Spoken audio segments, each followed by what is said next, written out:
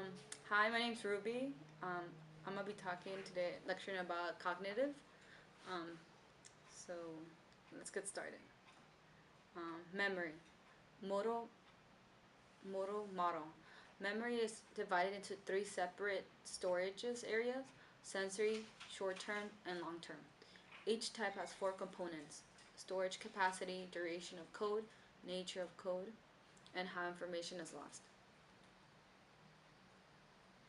Sensory memory is a gateway between perception and memory. It is store. This store is quite limited. Information in the sensory memory is referred to as iconic if it is visual and echoic if it is auditory. Items are constantly being replaced by new input, with only certain items entering in the short-term memory. George Sperling experimented on a memory impartial report. He first presented participants with a matrix of 3 rows and 4 letters each, just for tenths of a second. He paired each line with either a high, medium, or low pitched sound and asked participants to recall what they have seen. Their memories of letters increased significantly for the first test. The ability to recall these lines of letters is called short-term visual memory or iconic memory.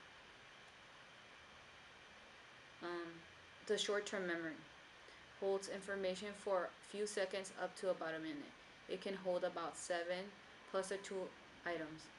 Maintenance rehearsal is simple: repetition to keep an item in the short term memory until it can be used. Elaborative rehearsal involves organization, understanding, or the information that has been encoded in order to transfer the information to the long term memory. Elaborative rehearsal is more effective. Items in the short term memory may be forgotten or they may be encoded, stored, and able to be recalled later in the long term memory. Short term memory.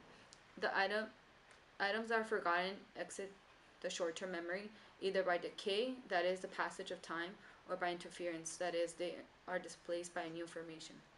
One type of interference is retroactive interference, by which new information pushes old information out of the short term memory.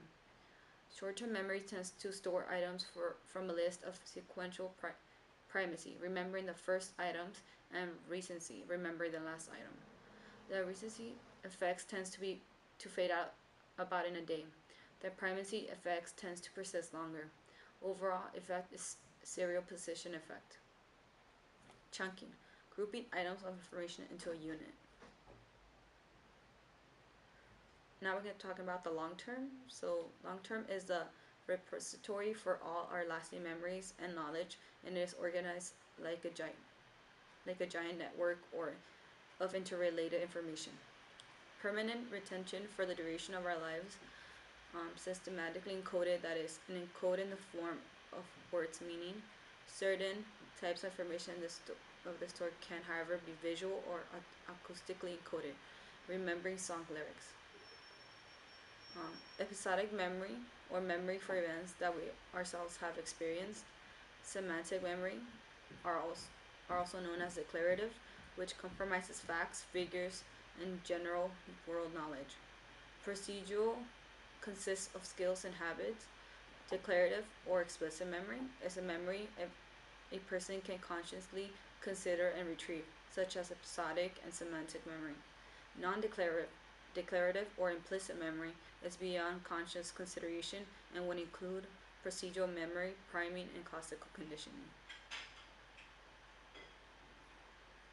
State-dependent memory, recalling items on long-term memory, states that information is more likely to be recalled if the attempt to retrieve it occurs in a situation similar to the situation in which it has been encoded. Flashbulb memory, which is very deep and vivid memories in the form of visual image associated with a particular emotional arousing event. Working memory, this is not included in the model, is sometimes viewed as encompassing that part of long-term memory that is currently in use. Use and process new information, it is relationship to relevant information in the long-term storage. Framing, repeated suggestions and misleading questions can create false memories. Proactive interference is when previously memorized information interferes with the ability to learn new information. Language. Language is an arrangement of sounds to communicate ideas. It is arbitrary as a structure that is additive in certain sense, has multiplicity of structure, meaning it can be understood and analyzed in many ways. It's productive and it's dynamic, changing and evolving. Morpheme, a combination of phonemes, the smallest semantically meaningful parts of language, and then grammar, the set of rules by which language is constructed. And phonemes, which is the smallest units of speech sounds in a given language. Syntax is a set of rules used in arrangement of morphemes into meaningful sentences. This can also be thought as a word order. Semantics refers to word meaning or word voice. Processes of rhythm, stress, intonation of speech. Holophrases, single words filled with meaning. Overextension, when holophrases are single terms that are applied by the infant to broad categories. Underextension, where a child thinks that his or her mama is the only mama. Telegraphic speech, 2 or 3 words groups. Children at 4 months are making cooking sounds. First year making cooing and babbling sounds, but about 2 years of age start telegraphic speech. Age 3, they know more than 1,000 words and usually make overgeneralization errors, errors in which the rules of language are overextended. Noam Chomsky wanted to confirm that the system for the organization of language based on the concept of what he referred to as transformational grammar. Transformational grammar differentiates between the surface structure of language, which is the superficial way in which the words are arranged in a text or in a speech, and the deep structure of language, which is the underlying meaning of the words. Chomsky was struck by similarities between the grammars or different languages, as well as by similarities of language acquisition in children, regardless of the language they were learning. Language acquisition device, which facilitates the acquisition of language in children. B.F. Skinner, he explored the idea of the language acquisition support system, which is the language rich or language poor environment the child is exposed to while growing up. Theory of linguistic relativity, according to which speakers of different languages develop different cognitive systems as a result of their differences in language. So, concepts and cognition. Concept is a way of grouping or classifying the world around us. For example, the concept of a chair allows us to identify them without learning every possible trait of all chairs. Typically is the degree to which an object fits the average. Prototype, the first or typical model of something. So, superordinate concept is a very broad and encompasses a large group of items, for example, food. Basic concept is a smaller and more specific, for example, bread, and the subordinate concept is even smaller and more specific, for example, rye bread.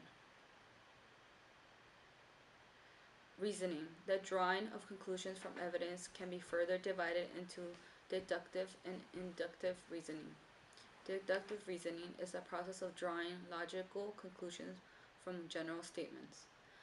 Syllogism are deductive conclusions drawing logical conclusions from 2 premises. For example, all politicians are trustworthy. Janet is a politician, therefore Janet is trustworthy. Inductive reasoning is the process of drawing general inference from specific observation. While this is useful, it's not as airtight as deductive reasoning. So, problem solving and creativity. In order to solve a problem, we must decide whether the problem has one or more solutions. If many correct answers are possible, we use a process known as divergent thinking, example brainstorming. And if the problem can be solved only by one answer, convergent thinking must be used. When solving well-structured problems, we often rely on heuristic or intuitive rules of thumb that may or